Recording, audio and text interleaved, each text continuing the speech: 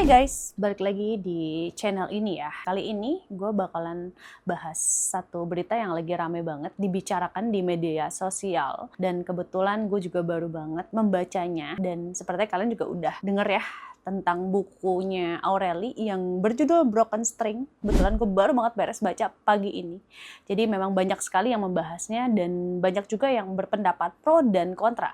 Nah, di video kali ini gue bakal ngobrol secara santai dan gue akan menceritakan sedikit timeline-nya. Ini memang mengandung sedikit spoiler, jadi stay tune ya guys ya. Dan pastikan kamu nonton sampai habis ya guys, buat yang belum tahu nih ceritanya seperti apa. Jangan lupa buat subscribe YouTube Kamek, di like-like juga, di komen-komen, di share-share.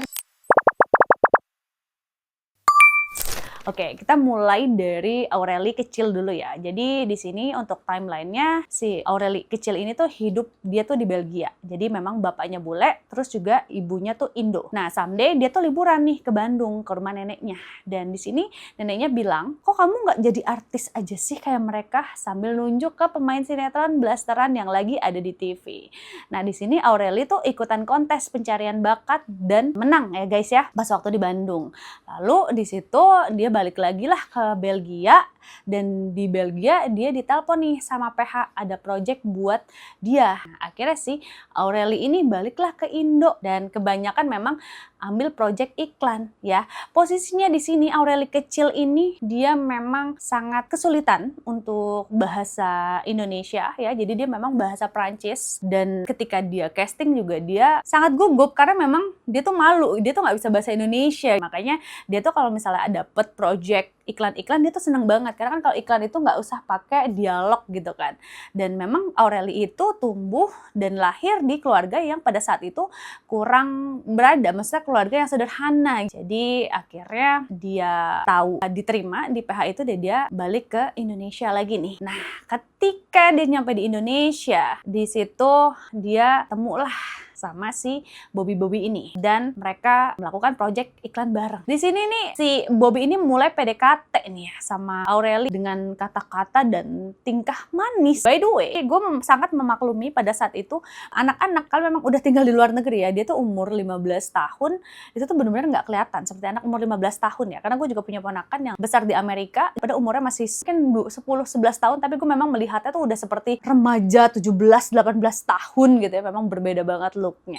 Dan mungkin pada saat itu di TV buat look blasteran tuh memang lagi jadi pilihan. Pada saat itu juga Bobby itu memang sudah berumur 29 tahun. Dan si Aureli itu umur 15 tahun ya. Sakit sih ya, bisa-bisanya deketin anak umur 15 tahun gitu ya.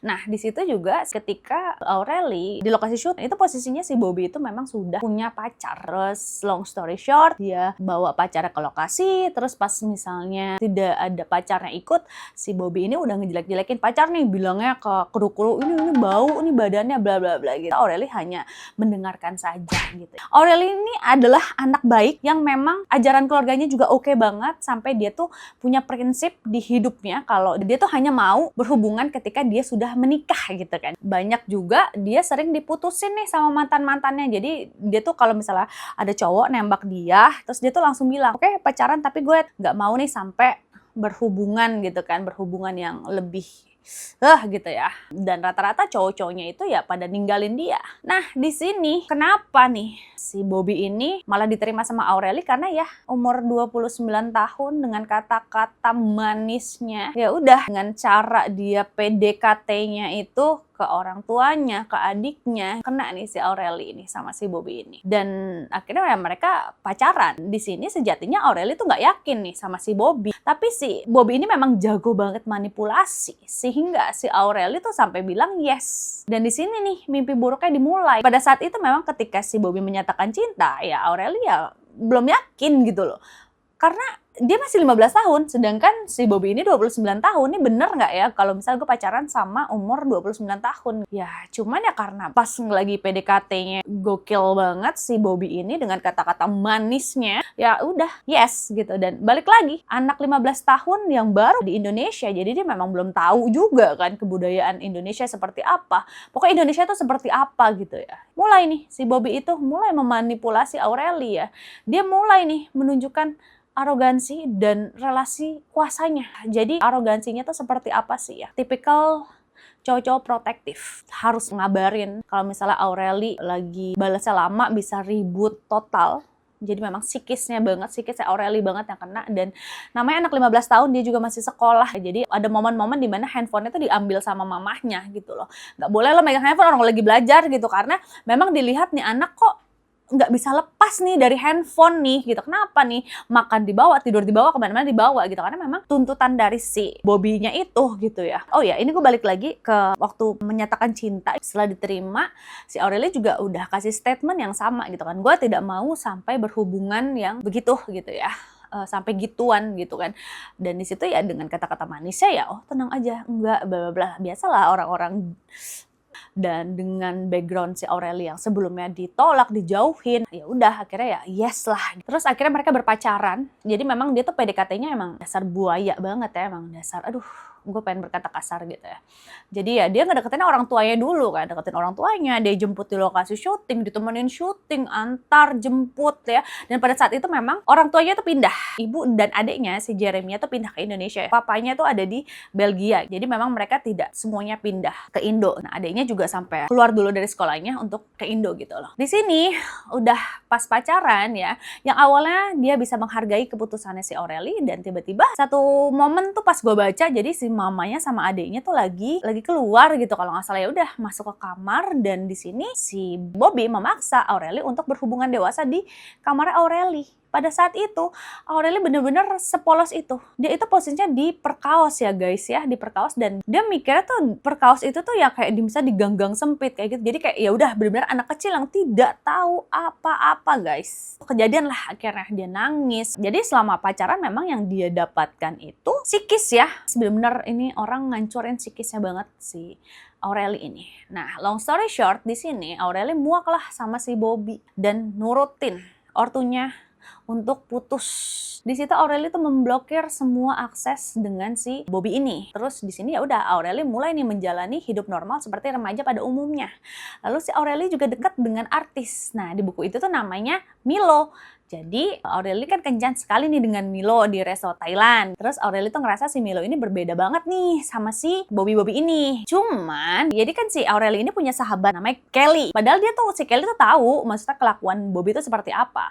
Dia tuh malah ngasih nomor baru Aureli ke si Bobby. Jadi kayak gue udah muak, udah gue semuanya nomor malah dikasih. Jadi kenapa dikasih? Karena pada saat itu si Milo itu tuh abis kena kasus skandal. Jadi dia bawa kabur lah anak pacarnya yang di bawah umur. Karena abis ada kasus itu, jadi Kelly tuh ya khawatir gitu. Itu kejadian juga. Cuman ya memang salahnya kenapa dia harus ngasih nomornya ke si Bobby itu. Nah ya udah akhirnya kan si Bobby itu balik lagi nih, datang manipulasi lagi dan ngancam lagi nih. Nah cuman beda banget. Ancaman kali ini kalau misalnya nggak nurut, dia tuh udah ngancamnya tuh bawa orang tua. Jadi dia bilang orang tua kamu akan aku bun-bun gitu ya.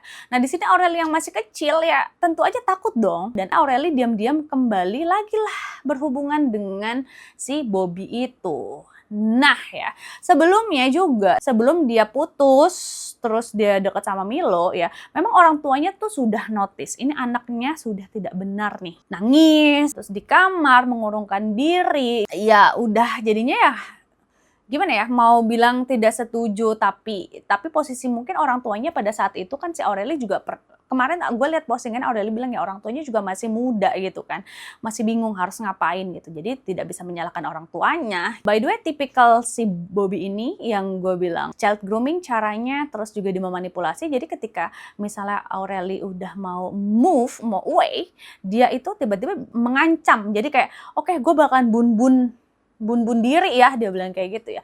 Itu kan juga takut ya, gitu bener kayak ini gue udah di lantai 5 ya, gue tinggal terjun apa bla bla bla gitu kan ya. Panik juga dong ya. Nah ya udah, pas nyokapnya tahu dia balikan lagi sama si Bobby ini, ya papa Aureli tuh balik nih. Oh jadi sorry, sebelumnya itu karena udah melihat anaknya udah nggak benar, si bokapnya itu sampai datang ke Indo, bikin tulisan blog gitu tentang ceritanya. Cuman ternyata tuh diserang gitu loh guys sama media, malah jadi kayak seakan-akan salah nih. Akhirnya bokapnya Aureli balik lagi lah ke Belgia. Nah di sini nih Aureli benar-benar dipenuhi rasa takut dan khawatir ya selama hubungannya dengan si Bobby ini. Nah, terus juga menurut gue biadabnya si monyet, kalau monyet nggak cocok sih dia. Monyet tuh lucu banget, gemes. Emang si babi ini ya, jadi sebelum yang mereka putus juga, kan yang pas dia habis putus itu kan yang orang tua kan diancam. Nah, jadi memang tipikalnya tuh kalau pas pada saat itu dia udah mulai tuh minta foto-foto sure-nya si Aureli gitu ya. Diminta, ya pokoknya dia kayak, yaudah kalau lo sayang sama gue dengan kata-katanya lah, lo foto lah. Akhirnya double nggak sih? Double banget dong si Aureli ya. Mana fotonya di ini, takut kan kalau misalnya karirnya tiba-tiba tiba-tiba disebarin dan lain-lain gitu kan. Jadi memang itu pegangan si babi itu gitu ya. Long story short, di sini Aureli kecil tuh udah berumur 18 tahun. Di luar negeri ya guys, kalau misalnya di umur 18 tahun, dia tuh udah bisa kayak keluar rumah, menentukan pilihannya sendiri. Ya ini sebenarnya Aureli tunggu-tunggu nih, umur 18 tahun yang dia tunggu-tunggu, bisa ulang tahun, bisa bebas gitu ya, tapi malah jadi mimpi buruk banget buat Aureli. Oh by the way, ada satu yang gue highlight ya, ini gilanya nih, si babi itu, gue bilangnya babi aja lah, si babi itu adalah, jadi dia tuh pernah satu waktu nelpon si Aureli guys. Dia telepon si Aureli, dia bilang, lo lihat yang ada di kulkas lo apa? Dikasih lihat terus adalah mentimun gitu. Nah si mentimun itu sama si babi ini disuruhlah dimasukin ke, ya itulah ya, dimasukin, jangan dicuci dan dikasih ke orang tuanya. Cuma di situ Aureli pinter nih, dia bohong, dia bilang iya sudah gitu. Emang gila. Nah ya udah, jadi pas banget umur 18 tahun ya. Pagi hari ini, di hari di ultanya Aureli, si babi ini chat Aureli disuruh ke Plaza Semanggi sekarang juga. Di situ Aureli muda yang penuh ketakutan ya nurutlah sama si babi itu.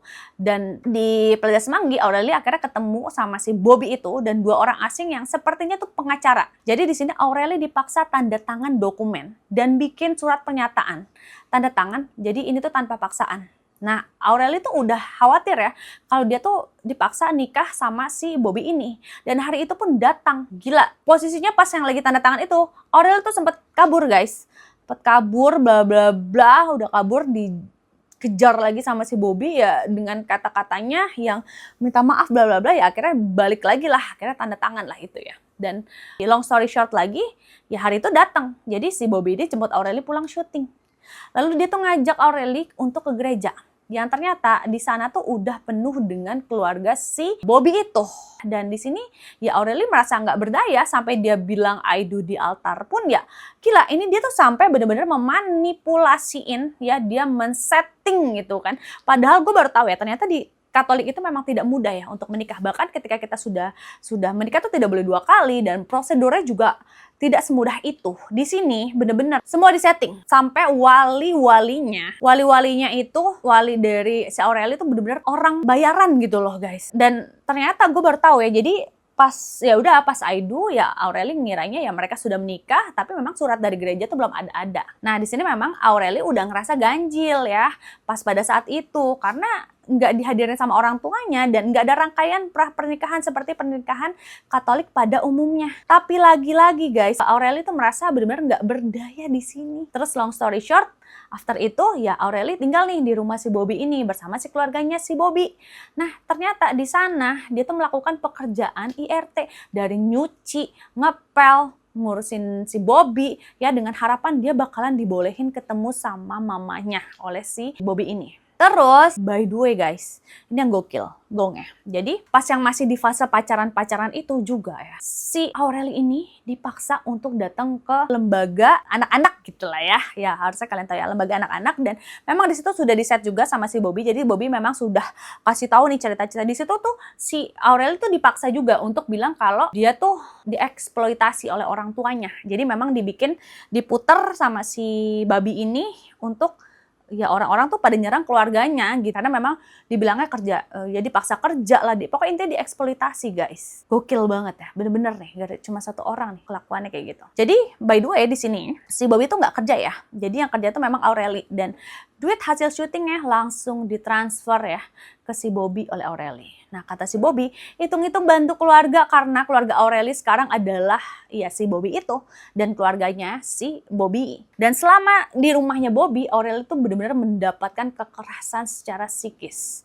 Dimana di sini Aureli sampai menstruasi ya selama hampir 2 bulan. Ternyata tuh memang benar-benar Aureli tuh stres guys. Di sini Aureli minta izin syuting lagi buat rilis stresnya. Nah, gokil sampai 2 bulan. Di situ juga diceritain juga di bukunya dia sampai malah si Aureli ya saking stresnya supaya tidak bisa berhubung, dia tuh sampai bohong guys. Di situ ada fase dimana dia itu sampai naruh di pembalutnya saus tomat sama kecap demi supaya Bobby tuh tahu kalau dia tuh masih tetap, padahal pas dia habis syuting tuh itu hilang karena udah bisa relief lah si stresnya. Nah, oke, di sini si Bobby mengizinkan nih buat syuting lagi karena memang uang hasil syuting yang sebelumnya udah mau habis. Kan babi banget kan ya. Nah, si Bobby ini tetap memanipulasi Aureli. Jadi sekarang tuh udah nggak hanya kekerasan verbal ya, tapi udah mulai meludahi Aureli setiap dia marah. Edan nggak tuh? Jadi di sini Aureli yang kerja, yang ngurusin dia, dan masih aja kelakuannya kasar. Tau nggak? Aureli tuh udah sampai di fase kayak gini loh. Dia bilang pas lagi ribut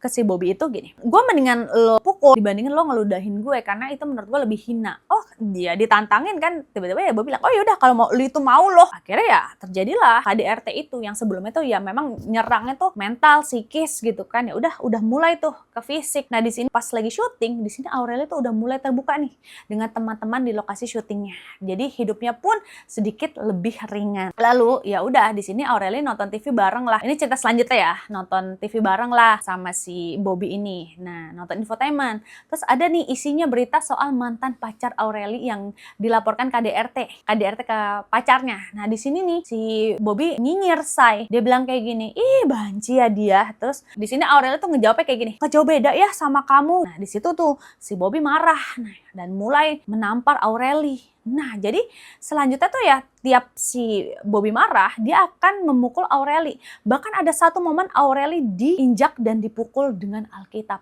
Gokil, ini edan. Dan memang si Bobby itu selalu mengatasnamakan agama di omong-omongannya tuh ya. Nah, di sini ya ada yang sadar sama lengannya Aureli yang memar ya, si Jo dan Mama Jo itu. Di sini tuh Mama Jo tuh menasehati Aureli, bilang kayak gini, bilang ke ortu kamu sekarang, pasti mereka akan bantu. Nah, sampai-sampai si Mama Jo dan Jo ini mau nganter Aureli ke apartemen Aureli setelah pulang syuting.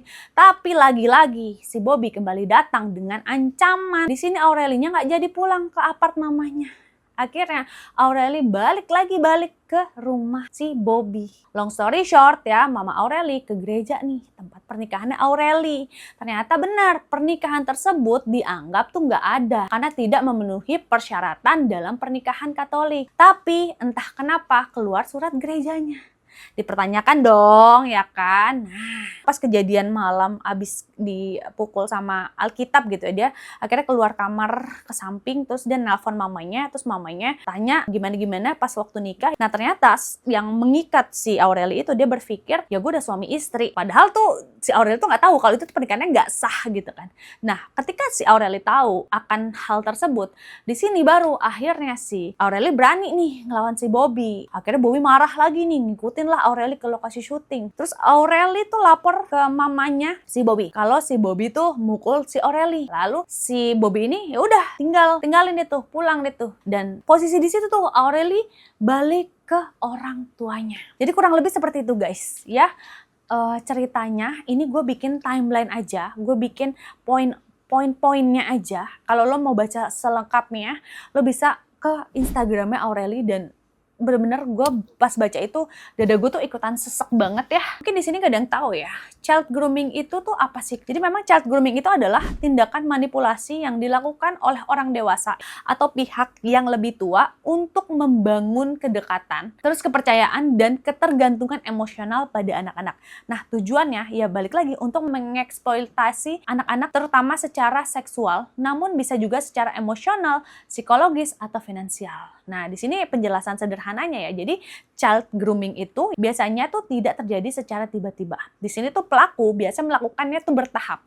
Sehingga korban di sini sering tidak sadar bahwa dirinya tuh sedang dimanipulasi. Nah, tahapan umum child grooming itu adalah nih satu ya. Jadi dia mencari target ya. Jadi pelaku di sini memilih anak-anak yang terlihat rentan, kesepian atau butuh perhatian. Kedua, membangun kedekatan, memberi perhatian yang lebih, memberi pujian, hadiah atau bersikap sangat peduli. Terus yang ketiga ya, membangun kepercayaan. Di sini pelaku membuat anak tuh ngerasa spesial dan berbeda dari orang lain. Fase berikutnya adalah isolasi. Jadi dia menjauhkan anak dari keluarganya atau temannya atau meminta merahasiakan hubungan mereka. Lalu dia akan menormalisasi perilaku yang tidak pantas. Mulai dari obrolan pribadi, candaan, hingga sentuhan atau permintaan yang melanggar batas. Nah, contohnya di sini child grooming ya, tadi Aureli merasakan ya, dan banyak juga ya artis-artis juga yang kena gitu loh sama child grooming ini. Di sini ya, contohnya orang dewasa tuh sering kayak mengirim pesan pribadi ke anak, terus dan meminta rahasia, terus juga memberi hadiah atau uang agar anak merasa berutang budi, terus juga mengajak anak membicarakan hal dewasa secara perlahan, terus juga mengancam atau memanipulasi perasaan jika anak menolak. Nah, itu tuh contoh-contohnya child grooming ya. Dan ini kenapa sih comeback berbahaya? Sangat berbahaya karena di sini anak tidak punya posisi kuasa yang seimbang. Dampaknya bisa jangka panjang, yaitu trauma, rasa bersalah, gangguan dan kepercayaan, lalu juga kesehatan mental. Jadi guys, kurang lebih seperti itu guys ya, child grooming dan kisahnya Aureli. Dan di akhir video ini, gue cuma mau ngajak kita semua untuk berhenti sejenak dan benar-benar mendengarkan. Karena di balik berita yang viral, di balik perdebatan dan opini yang saling bertabrakan, selalu ada manusia dan seringkali ada anak-anak yang belum punya cukup suara untuk membela dirinya sendiri. Kalau kamu ngerasa pernah berada di posisi yang tidak nyaman, atau ngerasa bingung, tertekan, atau dipaksa untuk menerima sesuatu yang sebenarnya tuh nggak kamu pahami saat itu, ketahuilah itu bukan salah kamu.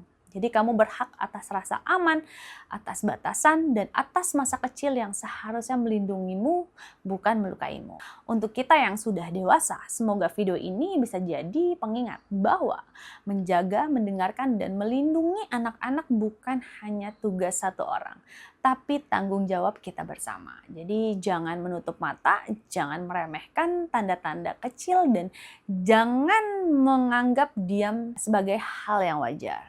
Dan semoga dari obrolan ini ya kita bisa belajar untuk lebih peka, lebih berani peduli, dan lebih bertanggung jawab. Karena luka yang tidak terlihat seringkali adalah luka yang paling dalam. Oke, sekian guys. Makasih ya udah nonton ini sampai habis ya. Dan buat Aureli, you deserve happy. Dan gue melihat memang dia sudah menemukan belahan jiwanya dan sedang mengandung juga. So, semoga kamu bisa bahagia. Sepertinya sudah bahagia juga sih.